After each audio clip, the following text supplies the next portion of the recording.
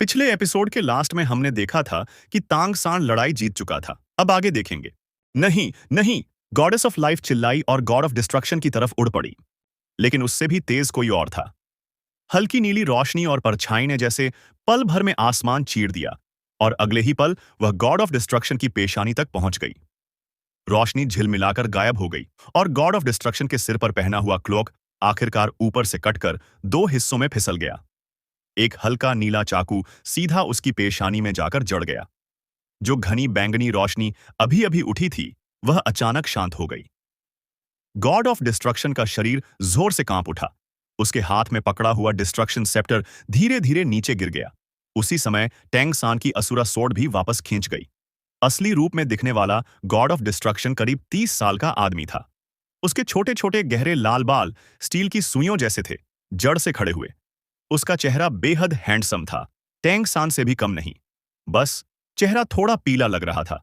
उसकी आंखों में अब भी लाल रोशनी चमक रही थी, लेकिन उस लाल रोशनी के भीतर अनगिनत रोशनियां बदलती हुई दिख रही थीं। उसका शरीर पूरी तरह जड़ हो गया था, एकदम हिल भी नहीं रहा था।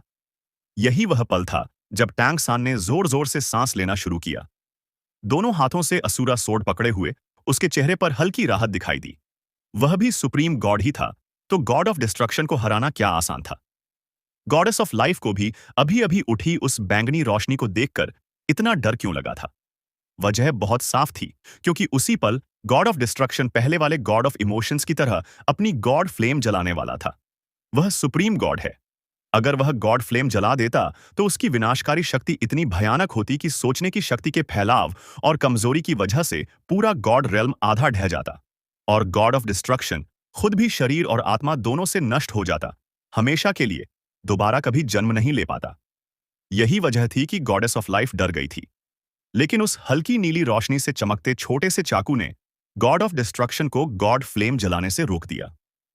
सुप्रीम गॉड की डिवाइन पावर के साथ एक बार गॉड फ्लेम जल जाए तो उसे किसी बाहरी ताकत से बुझाया नहीं जा सकता। पहले गॉड ऑफ डिस्ट्रक्शन ने गॉड ऑफ इमोशंस की गॉड फ्लेम को बुझाया था, जो कि उसे बचाने के बराबर था। लेकिन इस बार गॉड ऑफ इमोशंस ही गॉड ऑफ डिस्ट्रक्शन बन गया, और उसने उसकी गॉड फ्लेम बुझाने में मदद की। वह हल्का नीला चाकू बिल्कुल सही समय पर पहुंचा, ठीक उसी पल से पहले जब गॉड फ्लेम जलने वाली थी। इस चाकू में गॉड ऑफ इमोशंस की जबरदस्त डिवाइन पावर और उसकी इमोशनल पावर दोनों शामिल थीं। एक ही वार में उसके और तांग वूतोंग के बीच बनी सोल फ्यूजन टेक्निक तुरंत खत्म हो गई, और तांग वूतोंग फिर से उसके सामने प्रकट हो गई। जहां तक गॉड ऑफ डिस्ट्रक्शन के सिर में चाकू लगने की बात है, इंसानों के लिए वह जानलेवा घाव होता, लेकिन देवताओं के लिए वह कुछ भी नहीं था। इस समय goddess of life God of destruction के पास पहुंच चुकी थी। उसने उसका शरीर थाम लिया और उसे संभालने लगी। साथ ही उसने अपनी लाइफ फोर्स से उसे ढक लिया। पिछली लड़ाइयों में गॉड ऑफ डिस्ट्रक्शन बहुत ज्यादा ऊर्जा खर्च कर चुका था। अब अगर वह दोबारा गॉड फ्लेम जलाने की कोशिश भी करता तो गॉडेस ऑफ लाइफ उसे काबू में कर सकती थी। आखिरकार लड़ाई खत्म हो गई। टैंग सान की तरफ से जीत के साथ इसका अंत हो गया। श्याओ वू, गॉड ऑफ डैमेज और गॉड ऑफ फिनिक्स सभी गॉड ऑफ इमोशंस और गॉड ऑफ कुकरी के पास आ चुके थे। उनके सामने गॉड ऑफ प्राइड और गॉड ऑफ लेजीनेस बेहद कमजोर लग रहे थे। गॉड ऑफ कुकरी आगे बढ़कर 9 कलर्ड गॉडेस को संभालने गया, जो फिर से इंसानी रूप में आ चुकी थी। उसका चेहरा सुनहरी कागज जैसा पीला था, पूरा शरीर कांप रहा था, और वह मुश्किल से गॉड ऑफ कुकरी के सहारे खड़ी रह पा रही थी। अगर कहा जाए कि दुश्मन को हराने की जड़ टैंग सान, शूरा गॉड की ताकत थी, तो असली चाबी इस जीत की 9 कलरेड गॉडनेस ही थी। 9 कलरेड गॉडनेस निंग रोंग रोंग ने अपनी जबरदस्त डिवाइन पावर से टांग सन को गॉड ऑफ डिस्ट्रक्शन की वर्ल्ड डिस्ट्रॉइंग शक्ति का सामना करने में मदद की। इसी वजह से टांग सन गॉड ऑफ कुकरी द्वारा दिए गए सॉसेजेस की मदद से ताकत जमा कर पाया और आखिरी हमला कर सका। एक शूरा ब्लड सोर्ड और अंत में पूरी जीत। 9 ट्रेजर्स ग्लेज्ड टाइल पगोडा की सबसे ताकतवर क्षमता। 9 ट्रेजर्स डिवाइन लाइट प्रोटेक्टर। आम हालात में यह क्षमता किसी भी देवता को एक बार हर तरह के हमलों से बचा सकती है। इसमें 9 कलर गॉड्स की अपनी डिवाइन पावर का 10वां हिस्सा खर्च होता है, और एक बार खर्च होने के बाद यह डिवाइन पावर जल्दी वापस नहीं आती। इसे लौटने में कम से कम 1 महीने की साधना लगती है। और अभी अभी 9 रंग की देवी ने अपनी लगभग 90% दिव्य शक्ति खर्च कर दी थी, तभी जाकर तंगसन डिस्ट्रक्शन को रोक पाया। खुद उसके लिए जो दिव्य शक्ति खर्च हुई है उसे पूरी तरह वापस पाने में कम से कम 10 साल लगेंगे। फिर भी यह सब पूरी तरह काबिल ए तारीफ था। तांगसान ने अपने साथियों का नेतृत्व किया और आखिरकार अंतिम जीत हासिल की। दूर खड़े होकर लड़ाई देख रहे बाकी देवता अब भी सन्न रह गए थे। कई तो यकीन ही नहीं कर पा रहे थे कि जो उन्होंने देखा वह सच था। यह सब कुछ बेहद अविश्वसनीय लग रहा था। टैंगसान ने 2 फर्स्ट लेवल गॉड्स और 6 सेकंड लेवल गॉड्स को साथ लेकर 8 फर्स्ट लेवल गॉड्स का नेतृत्व करने वाले गॉड ऑफ डिस्ट्रक्शन को हरा दिया। यह पूरी तरह से कल्पना से परे था, लेकिन उसने कर दिखाया। और साफ था कि शुरुआत से ही टैंगसान ने पूरी लड़ाई की योजना बना रखी थी। इस युद्ध की यह अद्भुत जीत वास्तव में कई बदलावों पर आधारित थी। गॉड ऑफ कुकरी और गॉडेस ऑफ 9 कलर्स 2 बहुत बड़े वेरिएबल थे। इसके अलावा नेदर व्हाइट टाइगर की शक्ति भी एक अहम कारण थी। साथ ही गॉड ऑफ इमोशंस की ताकत भी शामिल थी। लेकिन सबसे ज्यादा महत्वपूर्ण बात यह थी कि सबसे नाजुक समय पर गॉड ऑफ डैमेज धोखा दे दिया। इनमें से किसी एक भी बदलाव की कमी होती तो शायद इस लड़ाई का नतीजा ही बदल जाता। लेकिन अंत में यह सब कुछ सी गॉड की गणनाओं के भीतर ही हुआ। जिस गॉड ऑफ डिस्ट्रक्शन को पूरी तरह से निश्चित बढ़त हासिल थी वही अंत में हार गया। गॉड ऑफ डिस्ट्रक्शन के घमंड को देखते हुए जब उसे यह एहसास हो गया था कि वह हारने वाला है तो उसे शांति से इस सच्चाई को स्वीकार कर लेना चाहिए था। लेकिन क्योंकि पहले उसकी बढ़त बहुत ज्यादा थी, वह अपने दिल में इस हार को स्वीकार नहीं कर पाया और अपनी ही फ्लेम ऑफ गॉड को जलाने के लिए तैयार हो गया। उसके दिल में कितना घमंड था! वह अपने ऊपर ऐसी असफलता को कैसे स्वीकार कर सकता था? लेकिन आखिरकार हार तो हार ही थी। चाहे वह उसे कितना भी स्वीकार नहीं करना चाहता था, यह कड़वा फल उसे खुद ही निगलना पड़ा। रोंग नियनबिंग ने एक लंबी सांस ली और कहा, अब सब खत्म हो गया है। आखिरकार सब खत्म हो गया। यह सच में आसान नहीं था। तांगसान, तांगसान, यह चालाक इंसान मुझे बिल्कुल भी निराश नहीं कर पाया। तांगसान के सभी साथी उसके चारों ओर इकट्ठा हो गए।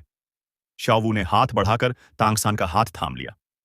लाल रोशनी सिमट गई, नीली रोशनी बदल गई और तांगसान ने सी गॉड का सीट फिर से प्राप्त कर लिया। जब तक युद्ध न हो, तांगसान आमतौर पर शूरा गॉड्स के साथ मर्ज होना पसंद नहीं करता था। सुप्रीम गॉड होने पर भी आत्मा और चेतना पर असर पड़ता है, और जितनी अधिक नियंत्रण की शक्ति होती है उतना ही अधिक प्रभावित होने का खतरा रहता है। गॉड ऑफ डिस्ट्रक्शन के साथ भी यही हुआ था, इसलिए तांगसान वही गलती दोहराना नहीं चाहता था। हालांकि उन्होंने अभी अभी यह युद्ध जीत लिया था, लेकिन यह जीत बिल्कुल भी आसान नहीं थी। कमजोर होकर ताकतवर को हराना कभी भी आसान नहीं होता, और इसमें जो प्रयास लगता है उसकी गिनती करना असंभव था। टैंगसान ने मुड़कर सबसे पहले गॉड ऑफ इमोशंस की ओर देखा। उसके चेहरे पर मुस्कान थी और उसने सिर हिलाकर कहा, ठीक है, तुमने बहुत अच्छा किया। सच में तुम काफी आगे बढ़ चुके हो।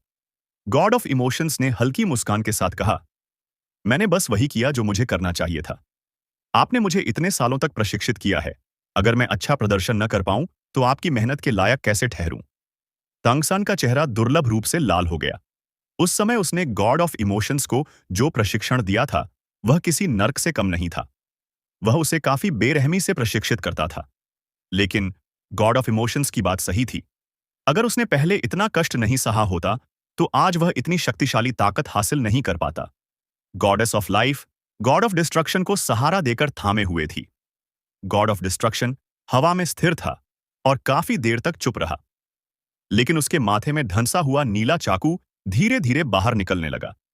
जब वह पूरी तरह गॉड ऑफ डिस्ट्रक्शन के शरीर से अलग हुआ तो वह नीली रोशनी में बदल गया और उड़कर गॉड ऑफ इमोशंस के हाथों में वापस चला गया। एक साफ और तेज आवाज के साथ गॉड ऑफ इमोशंस दर्द से कराह उठा और पीछे मुड़कर देखा। रोंग नियनबिंग उसे बेहद नाराज नजर से देख रहा था। पहले वाले गॉड ऑफ इमोशंस ने टैंग वुलिन को वापस शाओवू के हाथों में सौंप दिया और गुस्से में कहा, तू सच में कमाल करता है। जब मैंने तुझे गोस्ट कार्विंग सोड दी थी तो क्या सिर्फ उसे फेंकने के लिए? गॉड ऑफ इमोशंस एक पल के लिए हक्का बक्का रह गया, फिर जल्दी से मुस्कुराते हुए बोला, टीचर, मेरी गलती है। लेकिन आपने भी देखा, हालात बहुत ज्यादा गंभीर थे, इसलिए। रोंग नियनबिंग ने ठंडे स्वर में कहा, यह पहली बार नहीं है जब तूने इसे फेंकने वाले चाकू की तरह इस्तेमाल किया है। टैंग सेक्ट से होने के कारण मैंने पहले से ही अंदाजा लगा लिया था। खाने की सामग्री काटने का मेरा चाकू, जिसमें अभी भी खून की गंध बाकी है, उसे तू ऐसे ही फेंक कर चला देता है? रोंग नियनबिंग केवल एक शक्तिशाली मैज ही नहीं था, बल्कि एक महान शेफ भी था। उसे आइस एंड फायर का मैजिक शेफ कहा जाता था। यह गोस्ट कार्विंग सोर्ड वही हथियार था जिससे वह सामग्री काटता था, और वही एक डिवाइन वेपन भी था। यह गोल्डन ट्राइडेंट से कम नहीं था, और उसने इसे कई वर्षों तक पोषित किया था। बाद में गॉड इनहेरिटेंस से पहले उसका गॉड ऑफ इमोशंस के साथ रिश्ता तय हो गया, और यह आर्टिफैक्ट वर्तमान गॉड ऑफ इमोशंस को सौंप दिया गया। गोस्ट कार्विंग सोर्ड बेहद रहस्यमयी और असाधारण थी। इसके नियंत्रण में आने के बाद गॉड ऑफ इमोशंस ने अनजाने में इसे एक थ्रोइंग नाइफ की तरह इस्तेमाल करना शुरू कर दिया। कम से कम अब तक के उदाहरण यही बताते हैं। हर बार जब यह चाकू किसी शक्तिशाली व्यक्ति को लगता, उसका परिणाम भयावह होता। इस बार तो गॉड ऑफ डिस्ट्रक्शन भी इससे नहीं बच पाया। भले ही यह विशेष परिस्थितियों में हुआ हो, फिर भी गॉड ऑफ डिस्ट्रक्शन के शरीर में इसे गाड़ देना अपने आप में गर्व की बात थी। इसी चाकू ने गॉड ऑफ इमोशंस को गॉड रेल्म में पूरी तरह मशहूर कर दिया। अब इसमें कोई शक नहीं था कि वह सुप्रीम गॉड के नीचे सबसे शक्तिशाली गॉड बन चुका था। गॉड ऑफ इमोशंस शर्मिंदा हो गया और उसे समझ नहीं आया कि क्या कहे। लेकिन सौभाग्य से रोंग नियनबिंग ने उसे और डांटा नहीं। वह टांग सान की ओर मुड़ा और बोला, टांग सान, जो कर्ज मुझ पर था वह मैंने चुका दिया। तू सच में बहुत चालाक है। मुझे तो ऐसा लगा जैसे पत्नी भी चली गई और सेना भी हार गई। अब मैं तुझसे कोई मतलब नहीं रखूंगा, और तुझसे जितना हो सके उतना दूर ही रहूंगा। अजीब बात यह थी कि टांग सान ने न तो इसका विरोध किया और न ही बहस की, बल्कि मुस्कुराते हुए रोंग नियनबिंग और 7 एलिमेंटल गॉड्स की ओर झुककर प्रणाम किया और कहा, आप सबका इतने समय से साथ देने के लिए धन्यवाद। 7 एलिमेंटल गॉड्स ने जल्दी से प्रणाम लौटाया। गॉड रेल्म मास्टर की ओर से सलाम मिलना उनके लिए बेहद सम्मान की बात थी। खासतौर पर इस बार टांग सान की ओर से अंत में जीत हासिल हुई थी, इसलिए सभी का मन प्रसन्न था। इसी समय एक गहरी आवाज गूंजी। क्यों? जैसे ही यह आवाज गूंजी, तुरंत सबका ध्यान उसी ओर चला गया। टैंग सन ने मुड़कर देखा। गॉड ऑफ डिस्ट्रक्शन की आंखों से गुस्सा फूट रहा था। ये 3 शब्द उसी के थे, लेकिन इस समय उसकी नजर टैंग सान पर नहीं थी, बल्कि टैंग सान के पीछे थोड़ी दूरी पर खड़े उस गॉड ऑफ डैमेज पर थी, जो पूरे चांदी के कवच में ढका हुआ था। हाँ, ये 3 शब्द उसी गॉड ऑफ डैमेज से पूछे गए थे। टंग सान की सारी गणनाएं बिल्कुल बेदाग थीं, लेकिन असली पलटवार तो आखिरी क्षण में इसी गॉड ऑफ डैमेज ने किया था। ठीक उसी की गद्दारी की वजह से गॉड ऑफ जेलसी और बाकी 3 गॉड्स ऑफ ओरिजिनल सिन सीधे दबा दिए गए। इसके साथ ही गॉड ऑफ डैमेज की अपनी बगावत ने मिलकर उसके ही पक्ष को पूरी तरह ढा दिया। यह स्थिति गॉड ऑफ डैमेज के टंग सान के पक्ष में खड़े होने से भी ज्यादा भयावह थी। अगर वह अपना ही आदमी न होता, तो उस समय गॉड ऑफ जेलसी कैसे चैन से बैठकर श्याओ वू पर आरोप लगा पाता, और God of damage, God of gluttony और गॉड ऑफ लस्ट की पीठ पीछे सीधे हमला कैसे कर सकता था। इसी गद्दारी की वजह से इस युद्ध का रुख पलट गया। आखिरकार गॉड ऑफ डिस्ट्रक्शन का पक्ष भारी नुकसान में डूब गया। गॉड ऑफ डिस्ट्रक्शन की प्रचंड चेतना के दबाव का सामना करते हुए वह गॉड ऑफ डैमेज जरा भी नहीं डगमगाया। एक झटके में वह उड़कर टंगसान के पास आ गया। फिर उसने हाथ उठाकर अपना हेलमेट उतार दिया। उसके सामने एक सुंदर और युवा चेहरा प्रकट हुआ। उसने हल्का सा झुककर गॉड ऑफ डिस्ट्रक्शन को प्रणाम किया। उसकी आंखों में अपराध बोध साफ दिखाई दे रहा था। गॉड ऑफ डिस्ट्रक्शन अब भी उसे जलती हुई आंखों से घूर रहा था। क्यों? मुझे बताओ, क्यों? क्या मैं तुम्हारे लिए काफी अच्छा नहीं था? उस गॉड ऑफ डैमेज ने सिर हिलाया और कहा, जब से मैं गॉड रेल्म में आया हूं, आपने मेरी बहुत देखभाल की है। आपने मुझे तेजी से आगे बढ़ने में मदद की, गॉड रेल्म की जिंदगी के अनुकूल बनाया। आपने मेरे साथ हमेशा अच्छा व्यवहार किया है। इसके लिए मैं दिल से आपका आभारी हूं। गॉड ऑफ डिस्ट्रक्शन ने दबे हुए गुस्से में दहाड़ लगाई। तो फिर तुमने मेरे साथ गद्दारी क्यों की? क्यों? अगर तुम न होते तो हम कैसे हारते? उस गॉड ऑफ डैमेज ने गहरी सांस ली, फिर दृढ़ नजर से गॉड ऑफ डिस्ट्रक्शन को देखते हुए कहा, क्योंकि मैं खुद से गद्दारी नहीं कर सकता। यह सच है कि आपने मुझ पर उपकार किए हैं, लेकिन सीनियर तंग सन का उपकार मुझ पर पहाड़ जैसा भारी है। उस समय मैं अभी मानव संसार में ही था। जब एक बेहद शक्तिशाली दुश्मन का सामना हुआ, तो मेरे पास विरोध करने की ताकत नहीं बची थी। मैं लगभग पूरी तरह नष्ट होने ही वाला था। तभी सीनियर तंग सन गॉड रियलम से मेरे प्लेन पर आए। उन्होंने न सिर्फ उस दुश्मन को खत्म किया, बल्कि मेरी जान भी बचाई और मेरे परिवार को भी बचा लिया। उसी समय सीनियर टांग सान ने मुझे गॉड रियलम में आने का निमंत्रण दिया। उन्होंने यहां तक कहा कि वे अपना असुरा गॉड का सीट मुझे सौंपने को तैयार हैं। लेकिन मैंने उसे ठुकरा दिया। जैसे ही यह बात सामने आई, वहां मौजूद सारे गॉड्स सन्न रह गए। क्या? गॉड रियल्म का शासक टंग सान सच में अपना गॉड का पद किसी और को देना चाहता था? और वह भी अपना सबसे शक्तिशाली शुरा गॉड का सीट? यह सच है? वह शक्ति के प्रति इतना उदासीन कैसे हो सकता है? गॉड ऑफ डिस्ट्रक्शन भी चौंक गया। उसकी आंखों में मौजूद तीव्र रोशनी थोड़ी कम हो गई। यह यह असंभव है।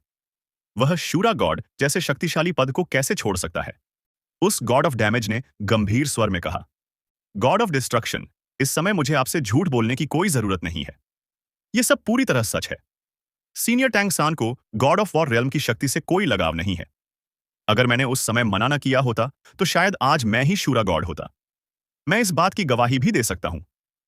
अचानक रोंग नियनबिंग बोल उठा, शुरुआत में जब मेरा शिष्य अभी डूलो कॉन्टिनेंट पर ही था, तब टैंग सान ही उसे सबसे पहले पसंद करने वालों में था, वरना वह टांग वूतोंग के साथ कैसे होता? वे दोनों एक साथ कैसे आते? बाद में जब मुझे कुछ काम पड़ा तो मैंने जल्दी से यह जिम्मेदारी इस छोटे लड़के को सौंप दी। फिर मैंने खुद को उससे अलग कर लिया और उसे गॉड ऑफ इमोशंस का सीट सौंप दिया। वरना तुम्हें क्या लगता है, गॉड का पद सौंपने के बाद भी मैं इतने साल गॉड रेल्म में ही क्यों रुका रहा? मुझे तो बहुत पहले ही यहां से ऊब हो चुकी थी। क्या यह सिर्फ इसलिए नहीं था कि उस समय टांगसन का मुझ पर उपकार था जिसे मुझे चुकाना था? वरना मेरी क्या मजबूरी थी कि मैं आकर तुम्हारे खिलाफ इस लड़ाई में उतरता? अगर समय मिले तो अपनी पत्नी और बच्चों के साथ वक्त बिताना ज्यादा अच्छा नहीं होता? गॉड ऑफ डिस्ट्रक्शन ने पहले गॉड ऑफ डैमेज की ओर देखा, फिर गॉड ऑफ इमोशंस की ओर। आखिरकार उसकी नजर फिर से टैंग सान पर ठहर गई। इस बार उसकी आंखों में भावनाएं बेहद उलझी हुई थीं। टैंग सान ने एक लंबी सांस ली और कहा, डिस्ट्रक्शन, तुम कभी दूसरों की बात सुनते ही नहीं हो। मैं यह सब तुम्हें बहुत पहले ही बता चुका था, लेकिन तुमने कभी विश्वास ही नहीं किया। मैंने तुमसे जो वादा किया था वह पूरी सच्चाई से किया गया था। मुझे इस पद के लिए लड़ने में कोई रुचि नहीं है। अगर तुम मेरे साथ थोड़ा इंतजार करने को तैयार होते तो जब समय आता, और अगर मेरी उम्मीद के मुताबिक कुछ भी गलत ना होता, तो मैं तुम्हारे विचारों के अनुसार गॉड रेल्म का विस्तार खुद ही करता। यहां तक कि अब भी मैं अपना पुराना वादा निभाने को तैयार हूं। गॉड ऑफ डिस्ट्रक्शन की आंखों में लगातार बदलाव हो रहे थे। उसके दिल में एक ही सवाल बार बार उठ रहा था, क्या वह सच में गलत था? क्या टैंगसन के बारे में उसका फैसला सच में गलत था? क्या असलियत यही नहीं थी? टैंगसान ने गॉड ऑफ डिस्ट्रक्शन की ओर देखा, उसे सिर हिलाकर संकेत दिया और कहा, बात जारी रखो, उसे सच्चाई पूरी तरह समझनी ही होगी। टैंगसान ने गॉड ऑफ डैमेज की ओर देखा, उसे सिर हिलाकर संकेत दिया और कहा, बात जारी रखो, उसे सच्चाई पूरी तरह समझनी ही होगी। गॉड ऑफ डैमेज बोला, शुरुआत में मैंने सीनियर टैंगसन के प्रस्ताव को ठुकरा दिया था, क्योंकि मैं मानव संसार में अपने रिश्तेदारों और दोस्तों को छोड़ना नहीं चाहता था, और मुझे गॉड रियल्म कोई अच्छी जगह भी नहीं लगती थी। इसलिए मैं मानव संसार में ही रुका रहा। मैंने असुरा गॉड का सीट स्वीकार नहीं किया। बाद में जैसे जैसे उम्र बढ़ती गई और मेरे रिश्तेदार व दोस्त एक एक करके मुझसे बिछड़ते चले गए, मेरे मन में डर पैदा होने लगा। मौत से डरना इंसानों की फितरत होती है, और मैं भी इससे अलग नहीं था। जब इंसान बड़ा होता है तो ऐसे विचार स्वाभाविक रूप से आने लगते हैं। मैंने कड़ी मेहनत से कल्टीवेशन की और सीनियर टैंगसान से फिर से संपर्क करने की कोशिश की। लेकिन भले ही मैं उस संसार में शक्ति की सीमा तक पहुंच चुका था, फिर भी मैं सिर्फ एक इंसान ही था। ऐसे में मैं किसी गॉड से संपर्क कैसे कर सकता था? इसी समय जिस गॉड ऑफ डैमेज ने तुम्हें स्वीकार किया था, उसने मेरे अस्तित्व को महसूस किया और मुझसे संपर्क किया। उसके कई परीक्षणों से गुजरने के बाद मैं अंततः गॉड रेल्म में आया, उसका सीट इनहेरिट किया और गॉड ऑफ डैमेज बना। इस बात के बाद सीनियर टैंगसान खास तौर पर मुझसे मिलने आए थे। उन्हें अफसोस था कि उन्होंने मुझे और जोर देकर नहीं रोका। मैं उस समय की उनकी कृपा को कैसे भूल सकता हूं? लेकिन गॉड ऑफ डैमेज का सीट तुम्हें सौंपा जा चुका था, इसलिए स्वाभाविक रूप से मैं सिर्फ तुम्हारे आदेशों का पालन ही कर सकता था। इस समय गॉड ऑफ डिस्ट्रक्शन का मन जैसे यह सब सुनने का नहीं था।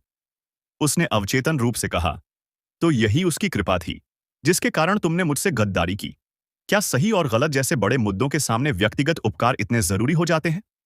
गॉड ऑफ डैमेज ने सिर हिलाया और दृढ़ स्वर में कहा, नहीं, मैंने सिर्फ उसकी कृपा की वजह से तुम्हें धोखा नहीं दिया। गद्दार कहलाने की बदनामी भला कौन चाहेगा? इन सारे सालों में तुमने भी मुझ पर उपकार किए हैं, तुम भी मेरे बेनिफैक्टर हो। अगर आखिरी मजबूरी न होती तो मैं कभी तुम्हें धोखा नहीं देता। मैं अपने दिल से गद्दारी नहीं कर सकता। जब मुझे तुम्हारी योजना का पता चला तो मैं अंदर ही अंदर बहुत संघर्ष कर रहा था। आखिरकार मैंने तुम्हारा साथ देने का फैसला किया, तुम्हारे साथ मिलकर काम किया और सीनियर तंग सन को पकड़ लिया। उन्हें इस गॉड फॉरबिडन जगह में कैद कर दिया। बाद में सीनियर टैंग सान ने मुझे पूरी सच्चाई बताई। तभी मुझे एहसास हुआ कि मैं गलत था। गॉड ऑफ डिस्ट्रक्शन, इस मामले में तुम सच में गलत हो। तुम्हें इतना आवेगी नहीं होना चाहिए था। गॉड ऑफ डिस्ट्रक्शन ने कड़वे स्वर में कहा, तुम उस पर इतना विश्वास करते हो? कुछ पल की खामोशी के बाद गॉड ऑफ डैमेज ने कहा, नहीं, मैं सिर्फ सीनियर टैंग सान पर ही भरोसा नहीं करता, बल्कि अपने फैसले पर भी भरोसा करता हूं। मैं यह भी चाहता हूं कि गॉड रेल्म स्थिर बना रहे। अगर चीजें शांति से आगे बढ़ सकती हैं, तो बेवजह जोखिम क्यों उठाया जाए? मैं साफ महसूस कर सकता हूं कि तुम्हारे भीतर शक्ति की लालसा है। यही लालसा तुम्हारी आंखों पर पर्दा डाल चुकी है और तुम्हें सच्चाई देखने नहीं दे रही। मेरे पास सीनियर तंगसन का पक्ष चुनने के अलावा कोई रास्ता नहीं था। मैं तुमसे टकराना नहीं चाहता था, लेकिन मैं यह भी नहीं चाहता था कि गॉड रेल्म किसी बड़े संकट में फंस जाए। अगर ऐसा होता तो यह पूरे गॉड रेल्म के लिए तबाही होती। गॉड ऑफ डिस्ट्रक्शन के चेहरे का रंग बदलता रहा। वह ठंडे भाव से गॉड ऑफ डैमेज को देखता रहा, फिर सिर हिलाकर बोला, ठीक है, तुम सही हो। गॉड ऑफ डैमेज ने एक हल्की सांस ली, कंधे उचकाए और सी गॉड के पीछे खड़ा हो गया। उसने अपना चुनाव कर लिया था और उसे इस पर कोई पछतावा नहीं था। गॉड ऑफ डिस्ट्रक्शन ने अपनी नजर टैंग सन पर टिकाई। दोनों सुप्रीम गॉड्स की आंखें एक दूसरे से मिली। गॉड ऑफ डिस्ट्रक्शन ने अनजाने में मुट्ठियां भींच लीं। क्या वह सच में पूरी तरह मान चुका था? बिल्कुल नहीं। खासकर तब जब उसके पास पूर्ण बढ़त थी, और फिर भी वह इतनी बुरी तरह हार गया। टैंग सान जैसे कमजोर समझे जाने वाले व्यक्ति से हारना उसके लिए बहुत बड़ा आघात था। उससे भी ज्यादा उसे कभी नहीं लगा कि वह गलत था, और गॉड ऑफ डैमेज की गद्दारी ने इस चोट को और भी गहरा कर दिया। टैंग सान, तुम सच में बहुत चालाक हो। इस मामले में मैं तुमसे कमजोर हूं।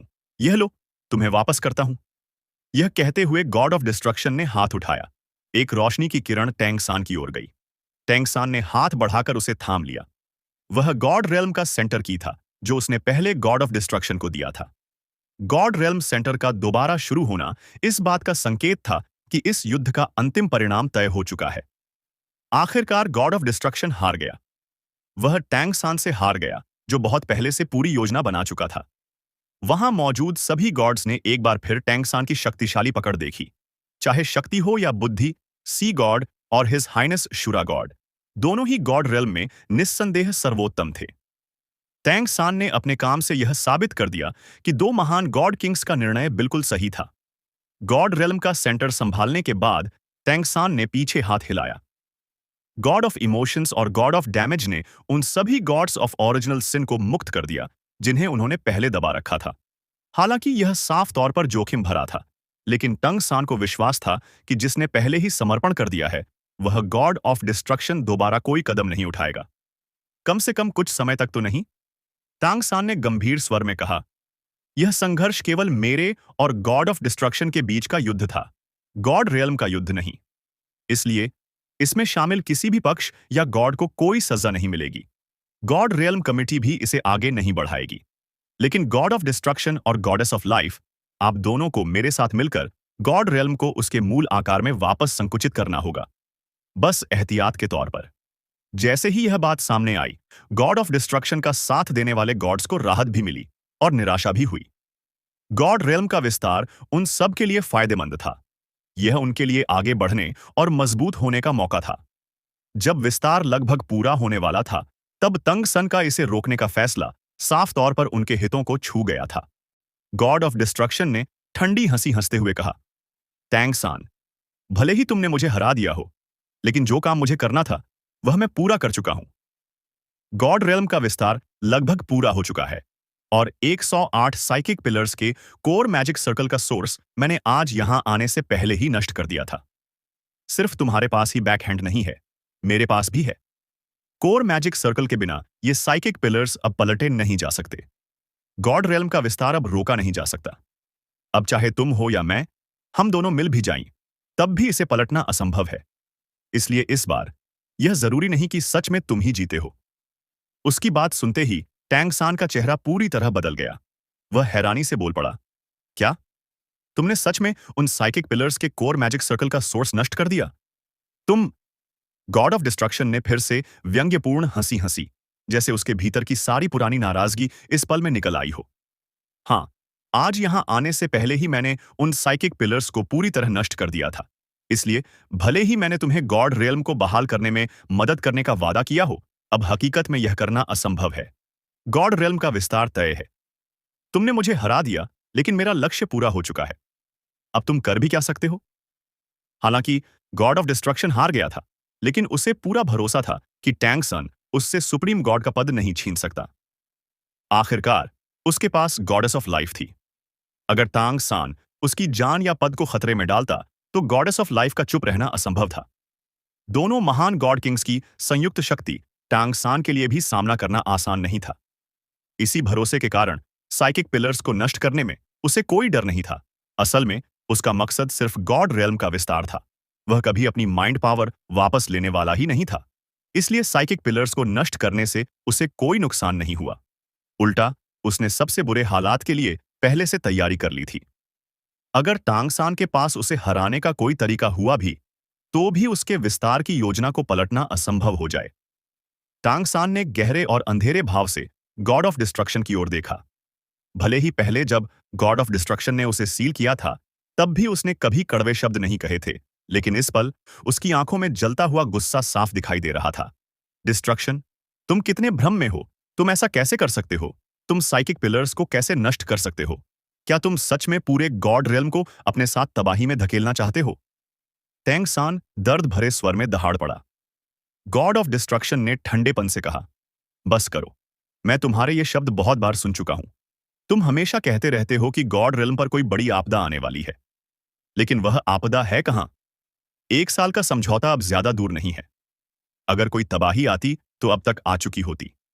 जल्द ही सारे गॉड्स गॉड रियल्म के विस्तार से मिलने वाले फायदों को महसूस करेंगे, और तब वे सोचेंगे कि मैं सही था। मैं तुम्हें और उन गॉड्स को जो तुम्हारा साथ दे रहे हैं, एक बात साफ बता दूं। तुम गलत हो। तुम बस एक डरा हुआ इंसान हो। तुम सिर्फ इस बात से डरते हो कि गॉड रियल्म के विस्तार से मेरी ताकत बढ़ जाएगी और तुम्हारा नियंत्रण कमजोर हो जाएगा। इसीलिए तुम जिद करके मेरा विरोध करते रहे। मैं देखना चाहता हूं कि क्या अब भी तुम्हारे पास गॉड रियल्म को फिर से संकुचित करने का कोई तरीका बचा है, और मैं यह भी देखना चाहता हूं कि आने वाले समय में गॉड रियल्म पर कोई तबाही आती भी है या नहीं। तुम टंगसन की आत्मा हल्की सी कांप गई। उसकी आंखों में हत्या की भावना चमक उठी, जैसे वह किसी भी पल फिर से शूरा गॉड बन सकता हो। गॉडेस ऑफ लाइफ ने आह भरी और कहा, डिस्ट्रक्शन, तुम अब भी इतने चरम पर सोचते हो, लेकिन सी गॉड, बात अब यहां तक आ चुकी है। अब हम इसे बदलने में असमर्थ हैं। बस इंतजार करना ही होगा। गॉड ऑफ डिस्ट्रक्शन ने उसका हाथ थाम लिया और उसकी बात काटते हुए कहा, उससे बात करना बेकार है। अगर उसके पास कोई तरीका है, तो वह अपनी माइंड पावर वापस ले ले। चलो, चलते हैं। यह कहते हुए वह गॉडेस ऑफ लाइफ को अपने साथ खींचते हुए मुड़ गया और उड़ने लगा। टांग सान का चेहरा और भी बिगड़ गया। जैसा कि गॉड ऑफ डिस्ट्रक्शन ने कहा था, भले ही उसने यह लड़ाई जीत ली हो, फिर भी वह गॉड ऑफ डिस्ट्रक्शन के किए हुए काम को पलट नहीं सकता था। उसे यह उम्मीद नहीं थी कि गॉड ऑफ डिस्ट्रक्शन इतना पागलपन करेगा कि अपने लिए कोई रास्ता ही न छोड़े। अगर साइकिक पावर कॉलम्स का मूल सोर्स अभी भी मौजूद होता, तो तीनों महान गॉड किंग्स की शक्ति, कई गॉड्स की मदद और भारी मेहनत के साथ बाहर छोड़ी गई माइंड पावर को वापस लिया जा सकता था। लेकिन अब साइकिक पिलर्स पूरी तरह नष्ट हो चुके थे। उन्हें बहाल करना असंभव था। गॉड ऑफ डिस्ट्रक्शन ने उन्हें इतनी पूरी तरह नष्ट किया था कि कोई भी उपाय बाकी नहीं रहा। अब वे सिर्फ गॉड रियल्म को फैलते हुए देख सकते थे। 7 ओरिजिनल सिन गॉड्स में से गॉड ऑफ एनवी और गॉड ऑफ ग्लटनी ने गॉड ऑफ डैमेज उनको नफरत भरी नजर से देखा। घमंडी गॉड से रहा नहीं गया और वह गुस्से में चिल्ला पड़ा, गद्दार। गॉड ऑफ डैमेज को इससे कोई डर नहीं लगा। वह अपने विश्वास पर अडिग था और उसे नहीं लगता था कि उसने कुछ गलत किया है। हालांकि उसकी आंखों की गहराई में चिंता छिपी हुई थी। गॉड रियल्म का विस्तार अब लगभग पूरा होने वाला था और साइकिक पिलर्स के नष्ट होने से पीछे हटने का कोई रास्ता नहीं बचा था। टैंग सान अब इसे पलट नहीं सकता था। ऐसे में उन्हें सीधे गॉड रियल्म की किसी बड़ी आपदा का सामना करना पड़ सकता था। फिर भी उसके दिल में टैंग सान की बातों पर भरोसा बना हुआ था। गॉड ऑफ डिस्ट्रक्शन ने गॉडेस ऑफ लाइफ को अपने साथ लिया और 7 ओरिजिनल सिन गॉड्स के साथ गॉड रियल्म कमिटी की ओर उड़ गया। उसके पीछे पीछे पहले उसका साथ देने वाले ज्यादातर सेकंड लेवल और थर्ड लेवल गॉड्स भी चले गए। आखिरकार वे सभी गॉड रेल्म के विस्तार से लाभ पाने वाले थे और वे सभी मानते थे कि गॉड ऑफ डिस्ट्रक्शन सही है। अगर उन्हें उस पर विश्वास न होता तो वे पहले उसका साथ ही क्यों देते। इस टकराव में गॉड ऑफ डिस्ट्रक्शन भले ही हार गया हो, लेकिन कुल शक्ति के मामले में वह अब भी सी गॉड से कमजोर नहीं था। तो फिर अपना पक्ष बदलने की जरूरत ही क्या थी। थर्ड ब्रदर, अब हमें क्या करना चाहिए? टंगसन के पास खड़ी शाओ वू ने धीमी आवाज में पूछा। टंगसन ने गहरी सांस ली और कहा, अब हम सिर्फ इंतजार ही कर सकते हैं और देख सकते हैं कि आगे क्या होता है। इसी पल अचानक एक हल्की सी भनभनाहट की आवाज सुनाई दी।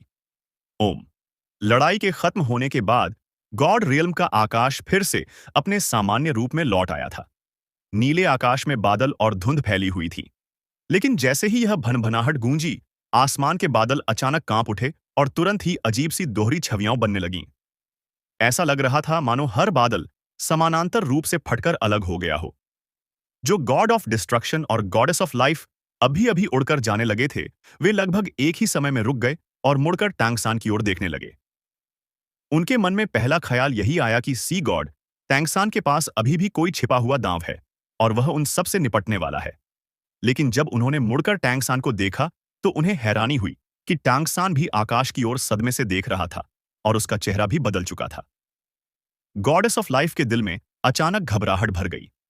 उसने तुरंत गॉड ऑफ डिस्ट्रक्शन को पकड़ लिया, जो फिर से आगे बढ़ने ही वाला था, और धीमी आवाज में कहा, नहीं, कुछ गड़बड़ लग रही है। गॉड ऑफ डिस्ट्रक्शन की आंखों में शक झलका। क्या गड़बड़ है?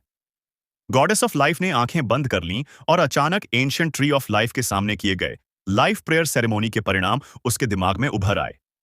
उसी पल उसका चेहरा पीला पड़ गया और उसमें से जैसे सारा खून उतर गया हो। लाइफ प्रेयर सेरेमोनी का वह नतीजा लंबे समय से उसके दिल पर भारी पत्थर की तरह दबा हुआ था, लेकिन यहां लगातार हो रही लड़ाइयों के कारण उसके मन का डर थोड़ा कम हो गया था। पर इस अचानक आई भनभनाहट, टैंगसान के बदले हुए चेहरे और लाइफ प्रेयर सेरेमोनी की याद के साथ गॉड रियल्म की सुप्रीम गॉड को अचानक आंखों के सामने अंधेरा सा छा गया, मानो अनगिनत जीवन शक्ति बहुत तेजी से निकल रही हो। ओम। एक और भनभनाहट गूंजी। अगर पहली बार इसे भ्रम समझा जा सकता था, तो इस बार ऐसा बिल्कुल नहीं था। वहां मौजूद सभी देवता इस गूंज को साफ तौर पर महसूस कर सकते थे। गॉड ऑफ डिस्ट्रक्शन के आसपास खड़े सभी देवता एक साथ उसकी ओर देखने लगे। दूसरी ओर टैंगसान पहले ही गहरी आवाज में चिल्ला चुका था, चलो ऊपर जाकर देखते हैं। यह कहते हुए वह आकाश में उठ गया, नीली रोशनी की एक परछाई में बदल गया और बहुत तेजी से ऊपर उड़ने लगा। उसकी ओर के सभी देवता, जिनमें 7 एलिमेंटल गॉड भी शामिल थे, उसके पीछे पीछे आकाश की ओर उड़ पड़े। स्याओलू, क्या तुम ठीक हो? गॉड ऑफ डिस्ट्रक्शन ने बदले हुए चेहरे वाली गॉडेस ऑफ लाइफ को देखकर चिंता से पूछा। गॉडेस ऑफ लाइफ ने कुछ नहीं कहा और बस घबराई हुई नजर से आकाश की ओर देखती रही। उसके दिल में अशुभ संकेत लगातार गहराते जा रहे थे। गॉड ऑफ डिस्ट्रक्शन का दिल कस गया। उसने उसका हाथ मजबूती से पकड़ते हुए पूछा, लिटिल ग्रीन, तुम्हें क्या हो गया है? आखिर हुआ क्या है? गॉडेस ऑफ लाइफ एक सुप्रीम गॉड है और पूरे गॉड रेल्म में ज्यादातर देवताओं को उसका आशीर्वाद मिला हुआ है। इसलिए यहां ऐसी कोई चीज नहीं होनी चाहिए थी जो उसके अस्तित्व को खतरे में डाल सके। यह पहली बार था जब उसने उसे इस हालत में देखा। यहां तक कि उसका पति होने के नाते भी वह घबरा गया। गॉडेस ऑफ लाइफ ने दांत भींचते हुए कहा, चलो ऊपर चलकर देखते हैं। मुझे डर है कि सच में कुछ बहुत बुरा हो गया है। गॉड ऑफ डिस्ट्रक्शन ने सिर हिलाया और गॉडेस ऑफ लाइफ का हाथ पकड़ लिया। दोनों सुप्रीम गॉड्स अपने पक्ष के देवताओं के साथ आकाश की ओर उड़ पड़े और टेंगसन व बाकी लोगों का पीछा करने लगे। टेंगसन की उड़ान की रफ्तार बेहद तेज थी। उसने छियाओ वू का हाथ पकड़ रखा था और कुछ ही पलों में उसने पीछे आने वाले देवताओं से दूरी बना ली। जैसे जैसे वह ऊपर उड़ता गया, गॉड रेल्म और ज्यादा धुंधला होता चला गया। ऊंचाई पर बादल और धुंध धीरे धीरे कम होते गए और आकाश गहरे नीले रंग में बदलता गया। ऊपर से नीचे देखने पर साफ दिख रहा था कि गॉड रेल्म में 108 साइकिक पिलर्स अब भी बैंगनी रोशनी बिखेर रहे थे और सालों से जमा हुई थॉट पावर को बाहर छोड़ते हुए गॉड रेल्म के आकार का विस्तार कर रहे थे। अगर ध्यान से देखा जाए तो दूर ऊंचाई पर एक हल्की सी चमकदार परत नजर आ रही थी, जो लगातार बाहर की ओर फैल रही थी। यही गॉड रेल्म की बाहरी परत थी। इस परत का बढ़ना ही गॉड रेल्म के विस्तार की सबसे अहम प्रक्रिया थी। टांग सान तेजी से उसी बाहरी परत की ओर बढ़ा। यह परत पूरे गॉड रेल्म की सुरक्षा ढाल के बराबर थी। अगर इसमें कोई दिक्कत आती तो पूरा गॉड रेल्म खतरे में पड़ सकता था। और अगर गॉड रेल्म का विस्तार न हो रहा होता तो यह सुरक्षा परत कहीं ज्यादा मोटी होती और बाहरी ताकतों को बेहतर तरीके से झेल सकती थी। सुप्रीम गॉड होने के कारण टैंगसान की गति बेहद तेज थी और कुछ ही पल में वह बैंगनी रंग की उस चमकदार परत के काफी करीब पहुंच गया। गॉड रियल्म की सीमाओं का विस्तार बहुत तेजी से हो रहा था। जैसे गॉड ऑफ डिस्ट्रक्शन ने कहा था, पूरे गॉड रियल्म के फैलने में ज्यादा समय नहीं लगेगा। तब गॉड रियल्म का आकार 3 गुना हो जाएगा और वह दर्जन भर से ज्यादा ग्रहों और प्लेन्स से आने वाली थॉट पावर को समेट सकेगा। तैंग सान शून्य में स्थिर होकर एक दिशा में घूरने लगा। उसकी नीली आंखों में धीरे धीरे धूसर रंग की 2 बिंदु उभर आए और उसका शरीर अचानक कांप उठा। उसके शरीर से निकलने वाली आभा पल भर में बेहद खतरनाक हो गई। स्याओवू को बस इतना महसूस हुआ कि टैंग सान का हाथ, जिसे वह पकड़े हुए था, अचानक बहुत ठंडा हो गया। वह चौंक कर बोली, थर्ड ब्रदर, क्या हुआ? क्या तुम ठीक हो? तो चलिए इस वीडियो को यहीं समाप्त करते हैं। अगर वीडियो अच्छी लगी हो तो लाइक जरूर करें, अपने विचार कमेंट में लिखें और आने वाले नए एपिसोड के लिए चैनल को जरूर सब्सक्राइब करें। अगले वीडियो में फिर मुलाकात होगी। धन्यवाद।